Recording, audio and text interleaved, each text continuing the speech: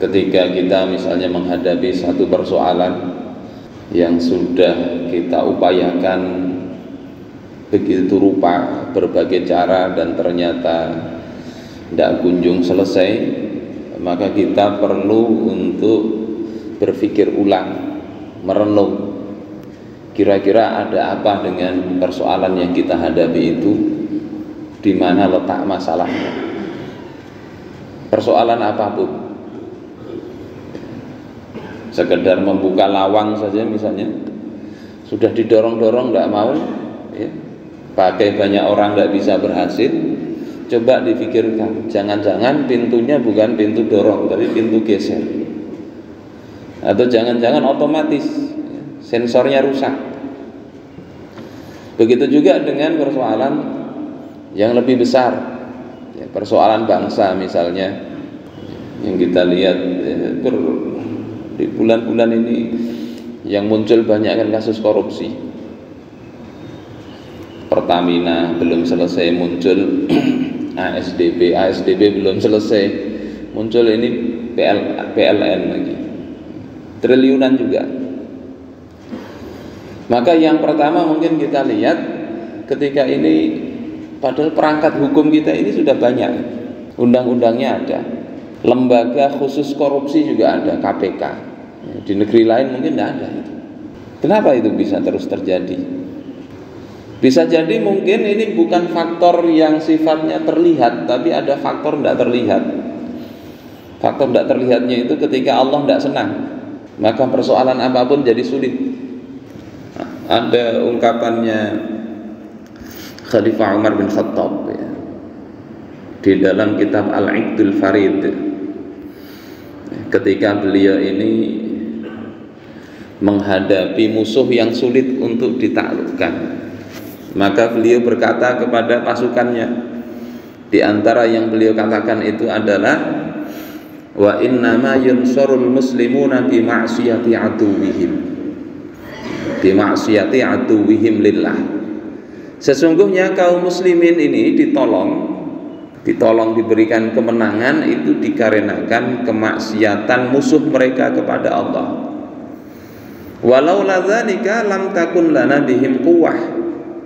Andai tidak demikian, yakni bukan karena kemaksiatan mereka, niscaya kita tidak punya kekuatan untuk mengalahkan mereka. Ini fahaman kaum muslimin generasi awal. Allah beri kemenangan itu karena ketaatan, ya, makanya mulai perang awal-awal, perang Badar, perang Uhud, sampai ketika Rasulullah wafat ada perang Yarmuk, perang Qadisiyah. Itu rata-rata kekuatan kaum muslimin secara hitungan materi kalah terus. Tapi kenapa Allah beri kemenangan? Salah satunya rahasianya ini. Kalau Allah senang, tidak peduli bilangan. Jadi kalau tidak demikian kita tidak punya kekuatan. Li'anna adadana laisa ka'adadihim. Karena apa? Jumlah kita ini, ya, tidak sebanding dengan jumlah mereka. Wala uddatana ka'uddatihim. Persiapan kita, ya, persenjataan kita tidak seperti persenjataan mereka. Fa idza istawaina fil ma'siyah, jika kita ini sama-sama dengan mereka dalam hal kemaksiatan, kana lahumul fadlu alaina fil quwwah. Kita sama maksiatnya, mereka itu kekuatannya lebih besar daripada kita, lebih utama. Wa illa nansuru alaihim bi fadlina lam naghlibhum bi quwwatina. Kalau kita tidak bisa menang atas mereka dengan keutamaan kita, kita tidak bisa mengalahkan mereka dengan kekuatan kita. Ini rahasia yang sebetulnya tidak rahasia lagi, karena sudah banyak di kitab-kitab membicarakan hal ini. Sehingga ya kita perlu berpikir ulang ketika banyak problem, termasuk menyelesaikan korupsi tidak bisa-bisa ini. Padahal negeri lain kan bisa itu korupsi diselesaikan. Ya, Cina aja mungkin lebih bisa. Ya, kadang kita berpikir mereka orang kafir bisa, kenapa kita enggak? Salah satunya mungkin ini. kemaksiatan kita. Kemaksiatan apa yang mungkin perlu kita renungkan? Yang pertama dan mendasar itu, mungkin kita ini bermasalah sejak awalnya, sejak awal ada negeri ini. Ada ungkapan di dalam kitab Al-Hikam Ibnu Athaillah As-Sakandari, kata beliau, min alamatin najhi fin nihayat, di antara tanda-tanda kesuksesan di akhir perjalanan, ar-ruju'u ilallah fil bidayat, yakni ruju' kembali kepada Allah fil bidayat, di permulaan. Beliau ingin katakan kalau mau ujungnya bagus itu awalnya mestinya bagus ya, itu salah satu alamat, salah satu tanda ya. Kalau ternyata awalnya bagus ujungnya tidak bagus, itu berarti ada proses yang tidak bagus. Awalnya sudah bagus, nah menjalaninya kurang bagus, bisa jadi gagal pula. Sekarang kita lihat bagaimana kita mengawali negeri ini juga. Ini kita berbicara objektif aja lah ya. Kalau ada hadis Rasulullah Sallallahu Alaihi Wasallam misalnya dari Abu Hurairah ya, kullu amrin dzibalin lam yubda fihi bi bismillahirrahmanirrahim aqta, setiap perkara yang penting yang tidak diawali dengan bismillahirrahmanirrahim aqta ya, itu terputus. Dalam riwayat Imam Ahmad ya, la yuftahu bi dzikrillahi azza wa jalla, yang perkara penting tadi tidak dibuka dengan menyebutkan nama Allah azza wa jalla, fahuwa abtar, maka itu juga abtar atau akto sama kurang lebih, yakni terputus barokahnya. Dalam riwayat di Syu'abul Iman Imam Al-Baihaqi ya, redaksinya la yubda'u fihi bilhamdilillah, bilhamdilillah, tidak diawali dengan mengucapkan alhamdulillah, sama terputus barokahnya ya, sehingga ketika mau perkara yang penting, mau khutbah, salah satunya kan baca alhamdulillah, zikrullah. Coba kita lihat mengawali negeri ini, adalah itu baca proklamasi pakai bismillah, tidak ada. Padahal sebetulnya sudah dirancang itu ya, rancangan panitia yang untuk kemerdekaan itu kan, proklamasi itu ada, harusnya kan itu yang dibaca di pembukaan, atas berkat rahmat Allah yang maha kuasa dan dengan didorongkan oleh keinginan luhur, maka bangsa Indonesia dengan ini menyatakan kemerdekaannya. Mestinya itu sudah dirancang gitu ya. Kenapa bisa tergesa-gesa tidak dibaca, bikin sendiri?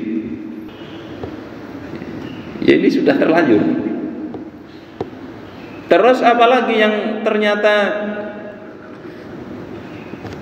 kata Muhammad Nasir itu tanggal 17 itu masihlah kita berhamdalah, mengucapkan alhamdulillah, karena Belanda memang ya, secara de jure kita ini Jepang sudah tidak berkuasa lagi. Tapi sehari berikutnya itu kan mau bersyariat saja itu dihapus dengan kewajiban menjalankan syariat, syariat Islam. Padahal itu sudah ya, kalau kita baca bagaimana perjuangan kaum muslimin, tokoh-tokoh Islam itu kan sudah kompromi terakhir, gentleman agreement ya, yang itu diterima dengan susah karena hanya bagi pemeluknya. Mestinya bukan hanya bagi pemeluknya. Hukum syariat itu berlaku untuk seluruh kaum muslimin dan juga seluruh rakyat ya, mestinya kan begitu. Meskipun nanti dalam hukum-hukum tertentu itu khusus untuk kaum muslimin ya. Ternyata itu kalau kita baca sejarah itu kan ada sesuatu yang tidak jelas. Kenapa itu kalimat itu dihapus? Ya, salah satunya karena ada utusan siapa gitu dari Indonesia Timur yang kalau tidak dilakukan, ya kalau itu tetap ada akan memisahkan diri. Persoalannya dari Indonesia Timur itu siapa orangnya? Ya. Kalau dalam periwayatan itu kan orang majhul, tidak dikenal siapa yang ngomong begitu, sehingga akhirnya dihapus. Padahal itu hasil ibaratnya kesepakatan yang sudah diterima dengan berat karena tidak maksimal dalam penerapan syariat. Sehingga kita lihat saat itu Ki Bagus Hadikusumo, ya salah satu pimpinan Muhammadiyah saat itu kan tidak mau itu, sampai Soekarno membujuk ini sementara saja, sampai Ki Bagus Hadikusumo wafat itu tidak dipenuhi untuk mengembalikan apa yang dibuang itu, yakni hukum-hukum syariat Allah Subhanahu wa ta'ala. Ini awalnya begitu sudah. Sehingga kalau kita merenung-renung itu, ya mungkin awal yang tidak baik itu kita bisa selesaikan dengan tobat. Tobatnya bagaimana? Kembali kepada Allah Subhanahu wa ta'ala. Ini bukan masalah sekedar aturannya bagus apa enggak, tapi ini masalah Allah senang apa enggak. Allah senang apa enggak? Allah ridha atau enggak? Sebagaimana hadis Rasulullah ini, kalau enggak diawali dengan begitu, terputus barokahnya. Bapak Ibu sekalian yang dimuliakan oleh Allah Subhanahu wa taala, setelah awal yang baik, maka proses juga mesti benar. Termasuk menyelesaikan masalah korupsi ini. Proses yang benar bagaimana? Terkait pemilihan pejabat, pemilihan orang-orang yang diberikan amanah. Ini diperhatikan betul di dalam Islam, sehingga Rasulullah saja tidak sembarang mengangkat pejabat itu. Abu Dzar Al-Ghifari misalnya, di dalam hadis riwayat Imam Muslim, beliau itu meminta kepada Rasulullah Shallallahu Alaihi Wasallam, menawarkan diri beliau untuk membantu pemerintahan. Tapi Rasulullah katakan, ya Abu Dzar, innaka dha'if wa innaha amanah. Wahai Abu Dzar, engkau ini lemah dan ini adalah amanah. Wa innaha yaumal qiyamati hizyu wa nadamah. Dan ini pada hari kiamat akan menjadi kehinaan dan penyesalan. Illa man akhadhaha bihaqqiha wa adda alladhi 'alaihi fiha. Kecuali orang yang mengambil jabatan itu dengan hak, ya. Dia memang layak, pantas dia ngambil jabatan itu.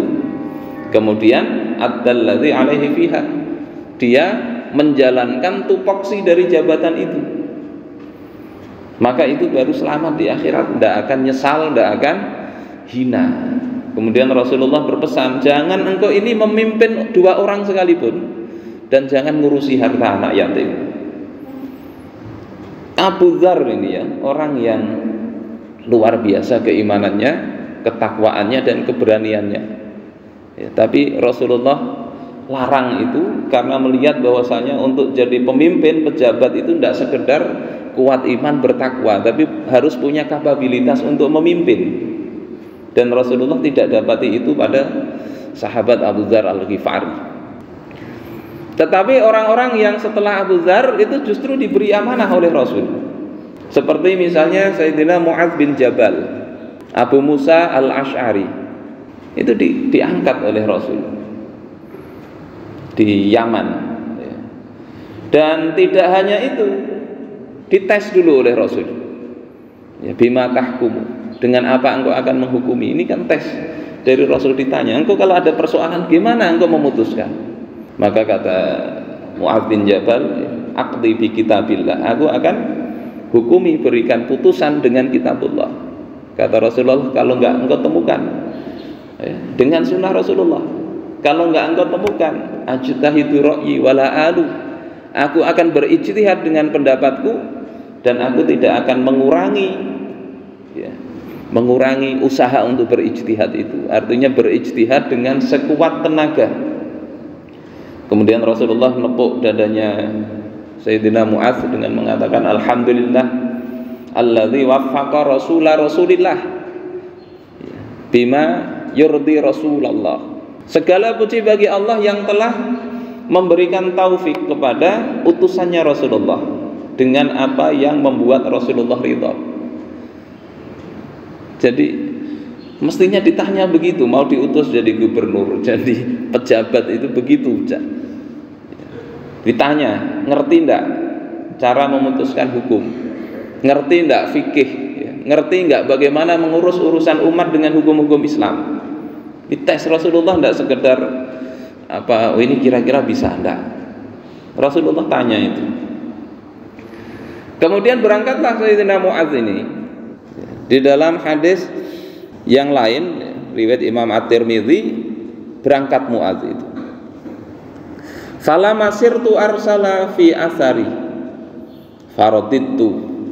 Ketika aku sudah berjalan, maka Rasulullah mengutus orang untuk apa? Memanggil aku pulang.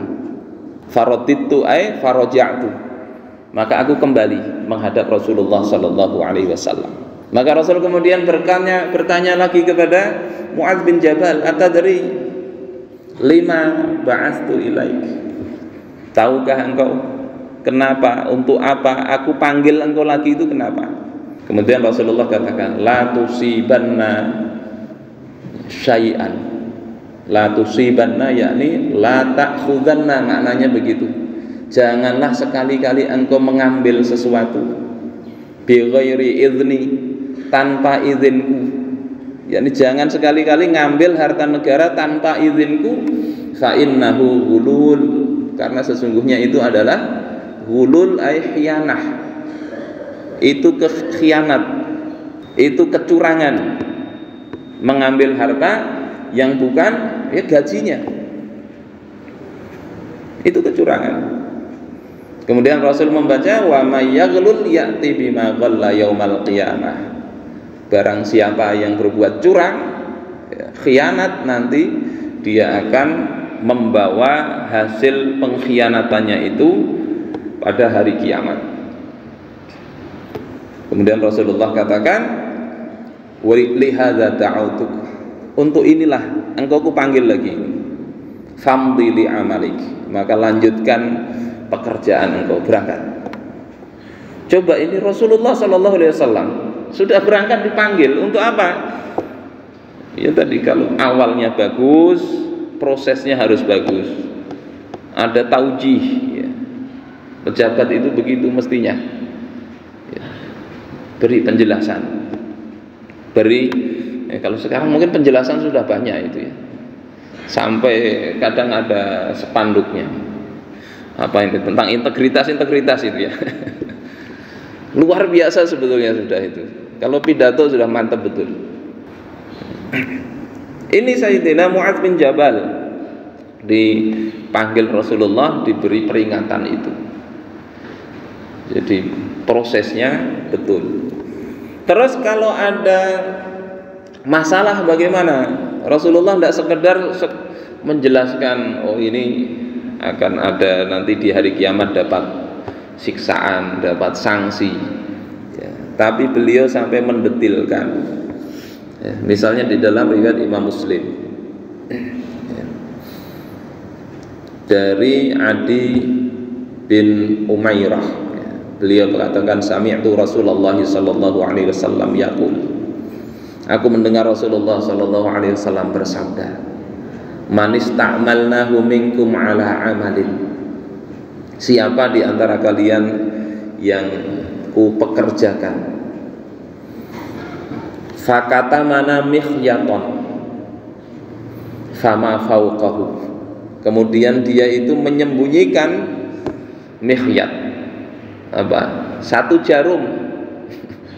Jadi korupsinya bukan 1 kuadriliun, bukan ya, tapi 1 jarum jahit.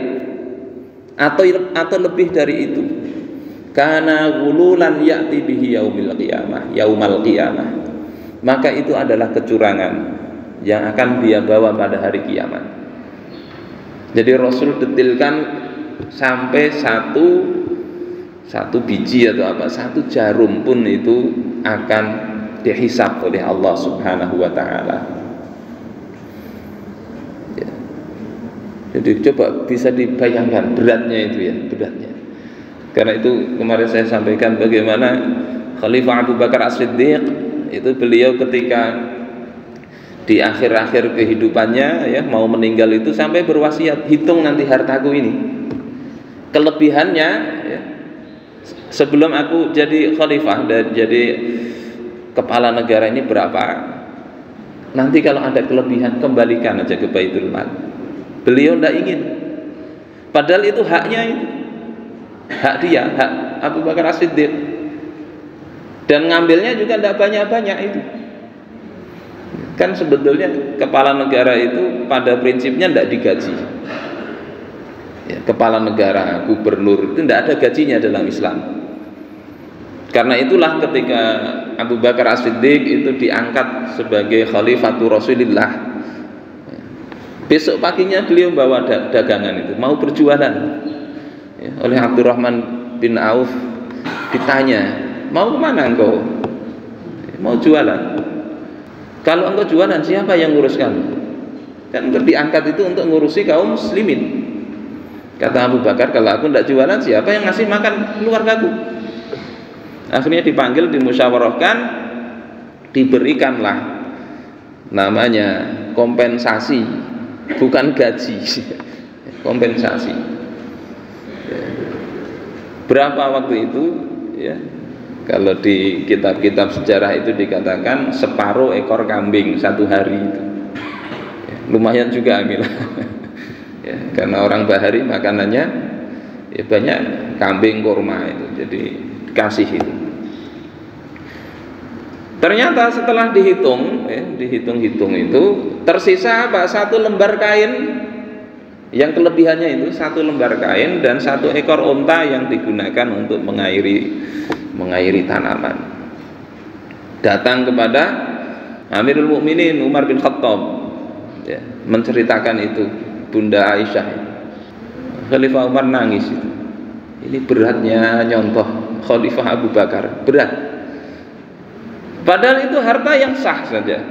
Nah, ini bab, kalau dalam bab ilmu tasawuf itu bab warok ya, hati-hati. Meskipun halal tidak mau beliau ya, karena khawatir kalau nanti ya jadi hisab. Sebagaimana juga para ulama seperti Imam An-Nawawi, kita baca di biografi beliau itu tidak mau makan buah-buahan dari Damaskus ya, dari Syam, tidak mau makan itu ya. Ditanya kenapa tidak mau makan itu, ini tanah di sini ini kebanyakan tanah Kharajiyah. Jadi kalau bab fikih itu kan tanah itu ada dua, Ushriyah dan Kharajiyah. Kalau tanah Ushriyah kayak Indonesia ini, itu lahannya dan manfaatnya dimiliki individu. Kalau tanah Kharajiyah itu lahannya milik kaum muslimin. Makanya ada membayar kharaj ya. Seperti misalnya pada masa Rasulullah itu tanah Khaybar, mestinya setelah ditaklukkan itu kan tanahnya dibagi-bagi, masuk dalam ghanimah. Tetapi bisa tidak usah dibagi, itu untuk kaum muslimin. Kemudian hasilnya yang mereka diambil sebagian, yaitu namanya kharaj, itu masuk ke Baitul Mal. Jadi kalau itu ada, kaum muslimin itu kita punya banyak harta juga ya, tanah-tanah kaum muslimin, Mesir, Syam, Palestina ya, negeri-negeri itu termasuk tanah Kharajiyah. Imam An-Nawawi tidak mau, ini khawatir ya. Kalau dikatakan haram ya enggak, tapi ya syubhat hukumnya.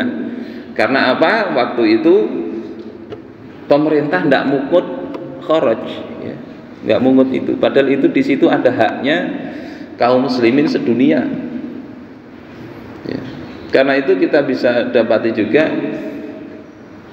ayahnya Kiai Maimun Zubair ya, Mbah Zubair itu berpandangan makan kurma yang dari daerah Syam itu makruh katanya ya, karena apa? Kehati-hatian tadi, kecuali yang betul-betul kalau kurma dari daerah yang bukan tanah Kharajiyah ya tidak apa-apa, tidak makruh.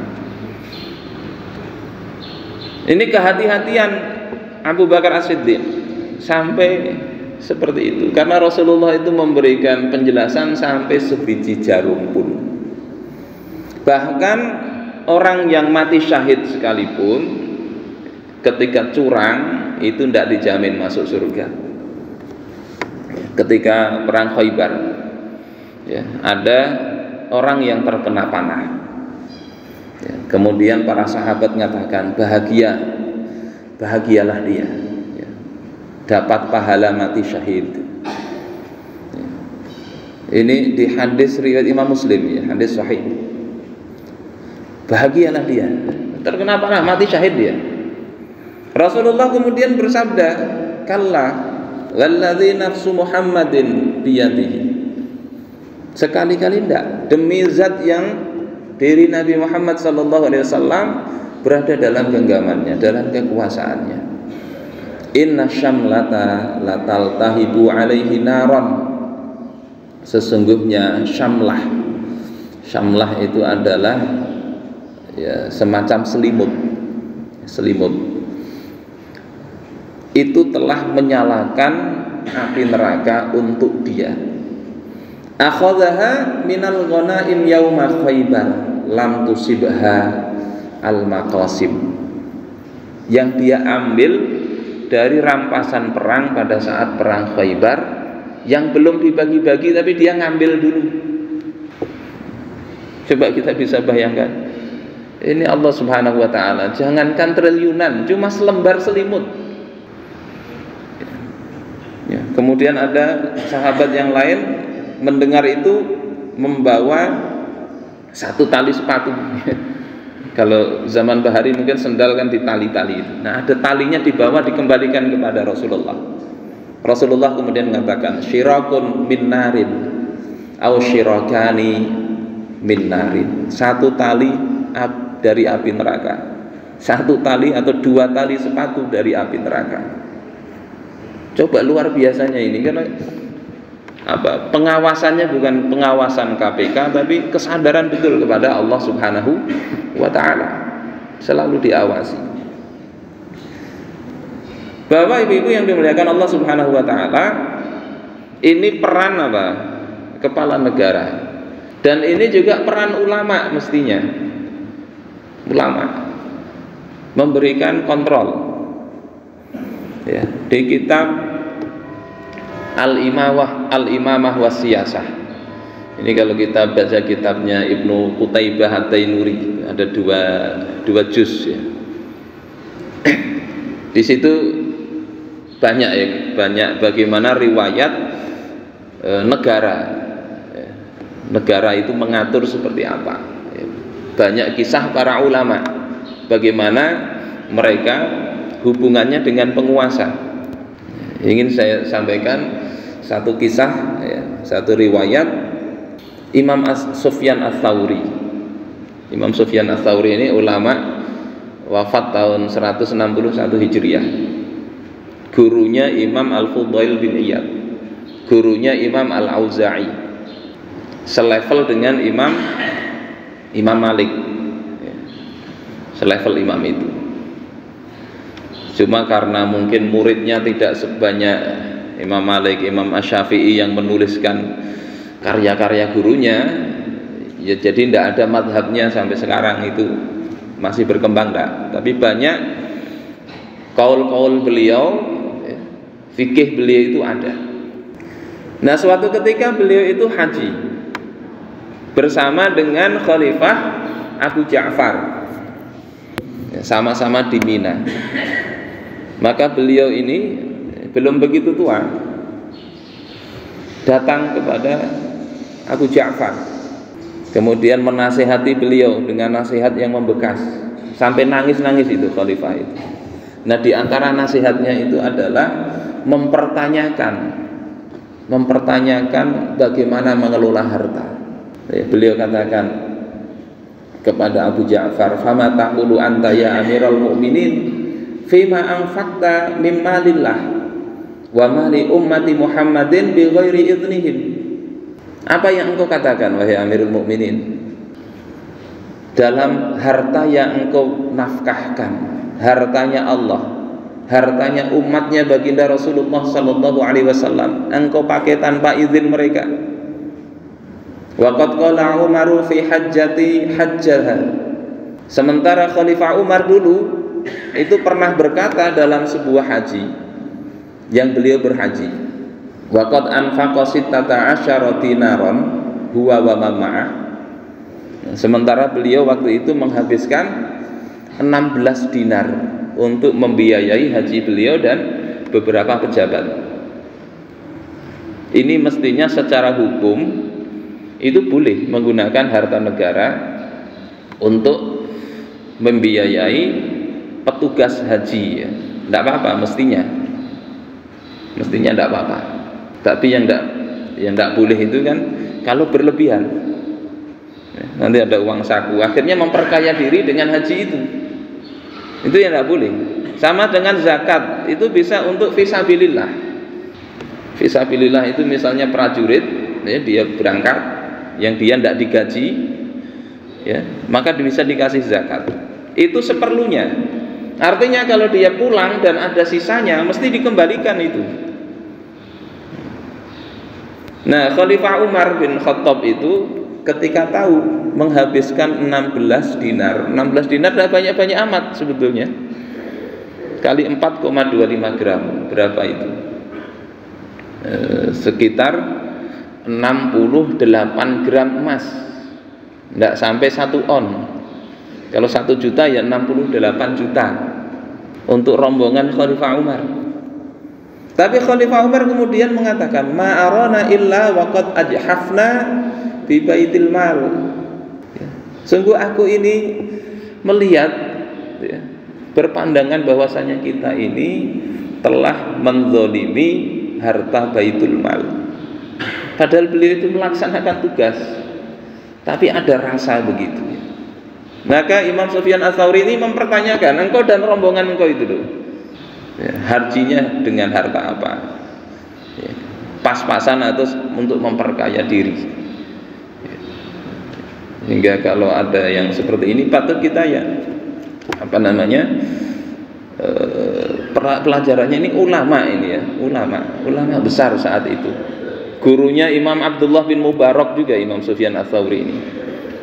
Tapi tidak malu-malu memberikan koreksi kepada penguasa. Kemudian setelah pergi, faqala Abu Ubaidah Al-Khatib. Ya. Abu Ja'far ini punya penulis namanya Abu Ubaidah. Dia katakan, ala ta'muru bi qatli hadzal rajul. Apakah engkau enggak nyuruh untuk membunuh orang ini? Ini menyinggung benar. Ya. Enggak disuruh dibunuh aja ya dia itu. Rupanya kadang penguasa itu begitu ya, pembisik-pembisiknya itu bisa bikin kisruh. Ini kurang ajar ini ke Amirul Mukminin kok begitu. Ya. Kalau sekarang itu ada juga yang nyebut ini khawarij, ini menentang, bunuh aja.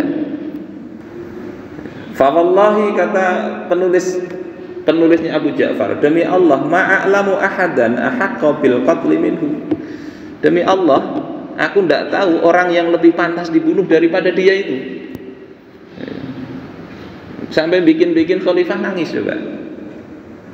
Maka Abu Ja'far mengatakan, uskut ya anwak, diamlah wahai bodoh. Jadi dimarahi. Uskut ya anwak, diamlah wahai bodoh. Fa wallahi ma baqiya 'alal ard ahadun al-yaum yustahya minhu ghairu hadza wa Malik ibnu Anas. Demi Allah, tidak tersisa di bumi ini yang aku itu malu kecuali orang ini, yakni Sufyan Ats-Tsauri dan Malik bin Anas. Jadi tidak diapa-apakan. Ya. Sekarang mungkin dikriminalisasi, ya. Ketemu langsung, ya, tuduhannya macam-macam. Tapi ini tidak, ya. Bapak Ibu itu sekalian yang dimuliakan Allah Subhanahu Wa Taala, ini pentingnya tadi menyelesaikan masalah korupsi ini ya, mulai awal tadi. Kalau ada yang keliru, tobatlah. Yang kedua, prosesnya, bagaimana memilih pemimpin yang sekarang itu memang berat, karena untuk dapat jabatan orang harus bayar, masalahnya sudah rahasia umum, jabatan harus bayar. Jangankan jabatan, mengurus kasus kita kehilangan sesuatu, itu kata Mahfud MD, kita kehilangan kambing, lapor, biayanya sapi itu. Sehingga ya memang sulit ini, secara sistem itu sulit. Tapi mudah-mudahan ini bukan sesuatu yang membuat kita putus asa. Ya kita didiklah, kalau ini generasi orang tua, generasi muda, anak-anak ini mesti diberi pembinaan supaya ke depan tidak begitu. Mudah-mudahan ini bermanfaat, dan mohon maaf kalau ada kata-kata ulun yang kurang berkenan, menyinggung hati pian berataan. Hadanallahu wa iyyakum ajma'in. Subhanakallahumma bihamdika asyhadu an la ilaha illa anta astaghfiruka wa atubu ilaik. Assalamualaikum warahmatullahi wabarakatuh.